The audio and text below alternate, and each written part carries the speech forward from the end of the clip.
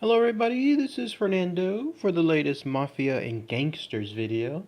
While I'm waiting on everyone to still make those mysteries and disappearances suggestions, thought I would mix this one in, and then that way I get to talk about another interesting figure here in the world of Mafia. So yes, please continue with those suggestions. I'll probably start the video soon, and I can't wait to see what you guys have in mind. This particular entry is just another random entry there in the Mafia.wikia webpage, and I came across someone that actually, by sheer coincidence, happens to do with a movie I just recently saw. Again, in other words, and that's The Godfather Part Two. Of course, one of the most popular movies of all time, one of the most famous movies when it comes to its cast, when it comes to its story. Everything was well made within the film, and there's a character within that film that apparently is based off of this person that I'm about to talk about. So, what a weird coincidence, what a strange world when it comes to all of that happening at once. And it has to do with this. You're looking at him now. This is a guy that looks like somebody that could just be working out of a library, and it's the reason I mentioned that here. I'll mention that in a few minutes. It has to do with this. His name is Vincent Allo. But as always, in the world of mafias, they go into a different name, a nickname of sorts. He was also known as Jimmy Blue Eyes. So let's go ahead and let's talk about all the information associated with this famous mobster, who's so famous, in fact, that again, someone was based off of him there in The Godfather Part Two. So who was this Vincent Allo? So Jimmy Blue Eyes, he was someone that was born back in 1904, May 26th to be exact, there in New York, and then Manhattan to be specific. And then when he was born, even at a young age, at age 14, he started to work around the area there of Wall Street. I don't think though he was working there, let's say specifically in the world of finance. No, he was already at that young age doing bad things. In fact, as a very young age, he was already convicted of both armed robbery and other crimes, so much so that he eventually went to a state prison. So it sounds like he was convicted as an adult, even at that young age. So whether he went to a place called Sing Sing or another state prison called Dannemora, who knows? But he was able to serve a couple of years there at those younger years, and then when he came out, he eventually joined a force. In this case, of a New York gang called the Joe Masseria gang. So even then, he was already a made man within that gang, and he just continued to grow from there. So you could absolutely call him, in this case, a career criminal, considering how young he was when he first started, and then also how young he was when he became a full made man. But yes, he joined that crew, and even then he was able to have his own crew of sorts. In fact, as looking at the list of people that were under him, and there was at least maybe about 12 or so people that he was controlling. And what they oversaw was the usual thing is involving your average mafia crew. Those involve prostitution, narcotics, other forms of trafficking, and then most importantly, in his case, illegal gambling. So he was someone that was pretty much notorious for handling that part in the world of mafia, and very famous for it, like in terms of how successful he was. Somewhere along the way, though, in the late 20s, he was around Lucky Luciano, another very famous, in this case, mafia gangster, and he was introduced to someone else, someone that would to two of them essentially take on a full set of activities that would make their name afterward, and that was Meyer Lansky. So yes, indeed, Meyer Lansky, he was another person that was very famous in the world of mafia because of the money that he made for everyone around him. Meyer Lansky was someone that was absolutely just very good when it came to making money, especially in activity that was considered, let's say, harder to obtain or harder to do than others. I mean, the mafia people can make money, let's say, the old-fashioned way, like I was mentioning, prostitution, narcotics, briberies, that kind of stuff, intimidation. But when it came to casino gambling, it just took a special talent because you had to essentially know numbers, and you had to be able to operate essentially a business. And so he was introduced to him, and the two of them kind of formed a kinship. And that was because they were both considered introverted, bookish type men. So remember, I was mentioning earlier that this guy, Vincent Allo, he looks like somebody that could be working out of a library.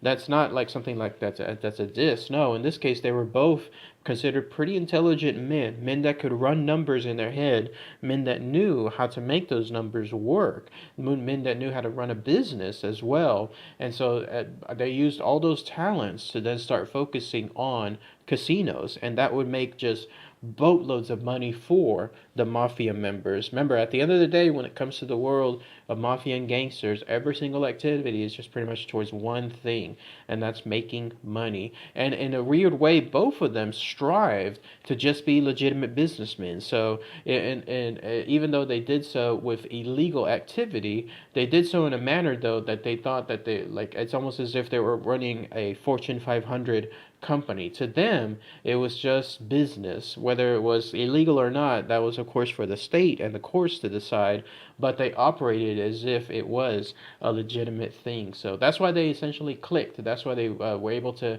as soon as they saw each other, they were able to start working together and make it work so successfully. And when they did so, they started focusing on a casino there in Hallandale, Florida. At that location, it sounded like Vincent Allo was already working on one, and then Lansky joined him afterward. And when that happened, they just started doing the usual things. They started making bribes, contributions, payments to politicians, to law enforcement that was there.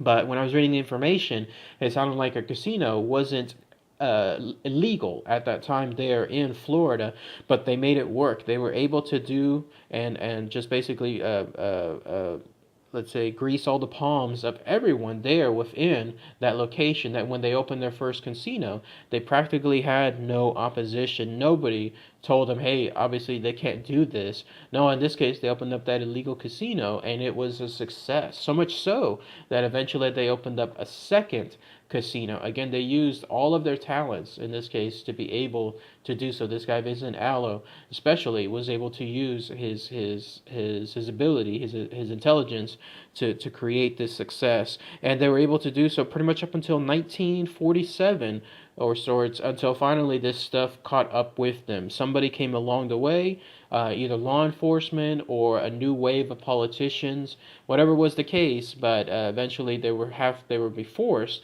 to close those operations, and they simply just focused there in Cuba. So they formed some pretty close relationships too, that nearby location, and when that happened, they just opened up the casinos there. But yes, indeed, over the next set of decades, they were able to then just continue making good money. Meyer Lansky, again, being one of the few figures who essentially was able to live out his life unopposed. He was able to then just continue just living without having anything bad necessarily happen to him per se. And then you had this guy Vincent Allo also joining him. In fact, he died at a pretty old age. In this case, March 9th, 2001, all the way until the very end, running up those casinos, doing this activity, basically unopposed as well. Eventually, a judge there, someone there in New York, the Southern District of New York, stated, this was his quote, that Vincent Allo is one of the most significant organized crime figures in the United States. He is closely associated with Meyer Lansky of Miami, who is the apex of organized crime. The most he was eventually convicted of is obstructing justice throughout the later parts of his years, but it seemed like he was somebody that was able to elude still to the very end much jail sentence, much of the other convictions that mafia members had to go through. And again, it all just came down to his I guess you'd call it his intelligence, his ability to do all of these activities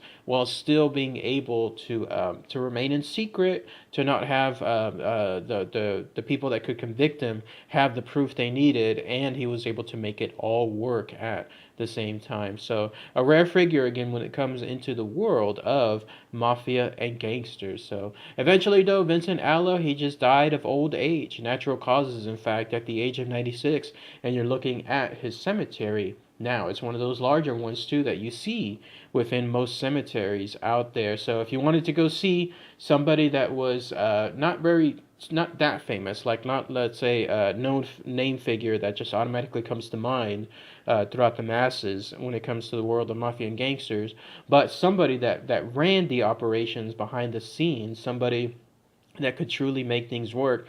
You can go there. It's known as the Woodland Cemetery there in the Bronx, and then you'll be able to find this gravesite there. Now, as far as the character that he in turn popularized in the Godfather Part Two, it has to do with this guy, Johnny Ola.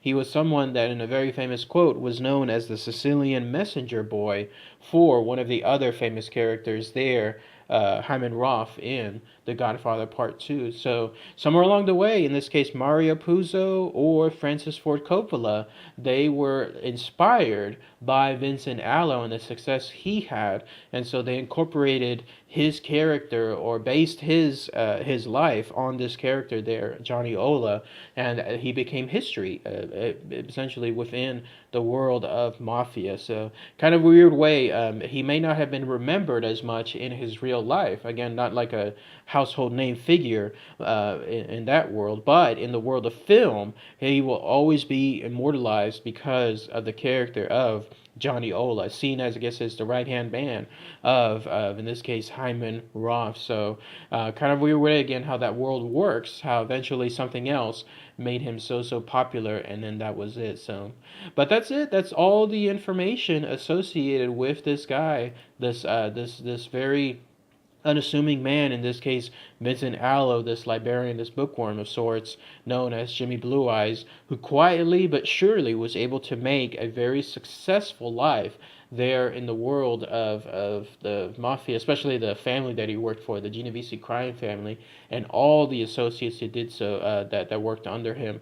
A huge, in this case, a number of years, decades, lifelong member, and then just quietly dying out, and then becoming a central figure there in or not a central figure, but an important character there in The Godfather Part 2. But if anybody knows any more info, anything else I might have missed, please post those comments below, and then I'll start looking again into doing the final set of videos there for this go around for mysteries and disappearances. So, alright everybody, thanks again as always, take care, bye.